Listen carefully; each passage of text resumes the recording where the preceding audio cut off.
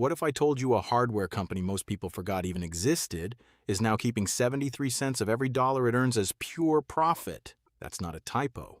And by the end of this video, you'll understand exactly why that number should make you nervous, not excited.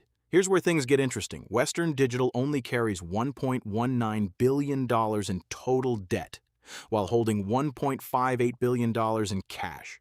That leaves the company with a net cash position of $388 million, or about $1.08 for every single share outstanding. For a company this size, that is an unusually clean balance sheet. But before you assume this is some quiet, steady business, look at the ownership structure. Institutions own 90.78% of the company.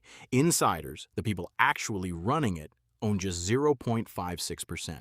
That's a massive gap, and it raises a question worth sitting with.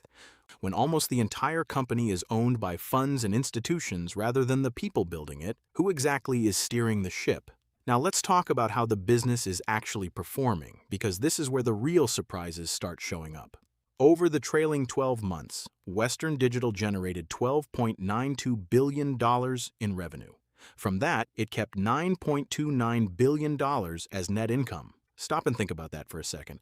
That means for every dollar of sales, the company is keeping roughly 72.95% as profit.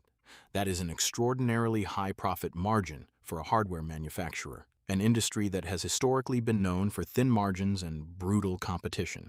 At first glance, that sounds impressive, and it is. But here's where investors often get confused. A company can be wildly profitable and still be a risky purchase, depending on what price you're paying for those profits. So let's check the valuation. Western Digital trades at a trailing price-to-earnings ratio of 20.44, but its forward price-to-earnings ratio is actually higher, at 24.70. That's unusual. Normally, a rising forward PE compared to the trailing PE suggests the market expects earnings to cool off, not accelerate. And that's not even the most surprising part.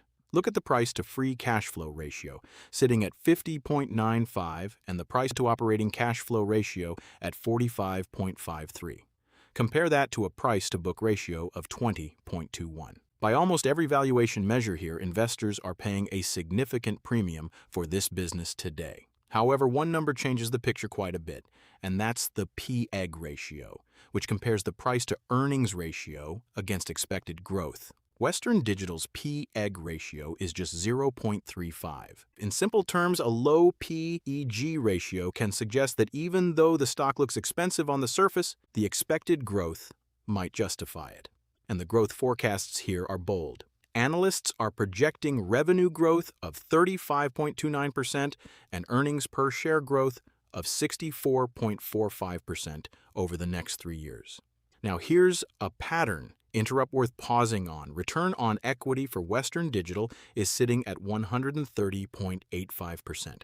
Return on invested capital is 52.90%. These are exceptionally high efficiency numbers, the kind that make a business look like a profit-generating machine. But extremely high return on equity can sometimes be influenced by how much debt or buybacks a company has used. So it's worth asking what's really driving a number that high rather than accepting it at face value. Let's shift to cash flow, because this is where you see the real engine of the business. Operating cash flow over the past 12 months was $3.93 billion. After capital expenditures of $418 million, free cash flow came in at $3.51 billion, or $9.74 per share. That's real cash left over after running and maintaining the business, and it's a big reason the balance sheet stays so clean. Now, about that dividend. Western Digital pays 60 cents per share annually, which works out to a dividend yield of just 0.11%. That sounds tiny, almost forgettable. But here's the twist. Dividend growth year over year was 175%. The company just dramatically increased its payout, yet the payout ratio is still only 2.27% of earnings. In plain English, they are paying out a very small slice of their profits as dividends, which leaves an enormous amount of room for that dividend to keep growing. Not everyone is convinced this rally continues, though. Short interest currently sits at 24.6 million shares, which is 6.82% of shares outstanding, up from 23.26 million shares the previous month.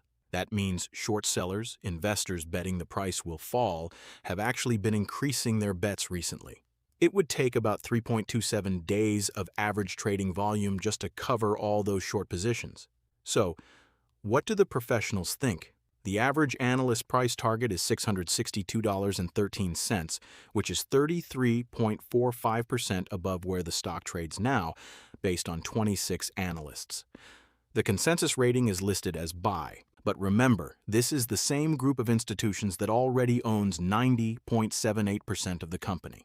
So here's the full picture. On one side, you have a company with soaring profit margins, a fortress-like balance sheet, almost no meaningful debt, strong free cash flow, and analysts projecting rapid growth ahead. On the other side, you have a stock that has already climbed 561% in a year, valuation ratios that look historically stretched across price to earnings, price to sales, and price to cash flow, rising short interest, and a business almost entirely controlled by institutional ownership rather than insiders. Which side of that story matters more to you, the extraordinary efficiency this business has shown, or the extraordinary price investors are now paying to be part of it? That's the question Western Digital leaves on the table.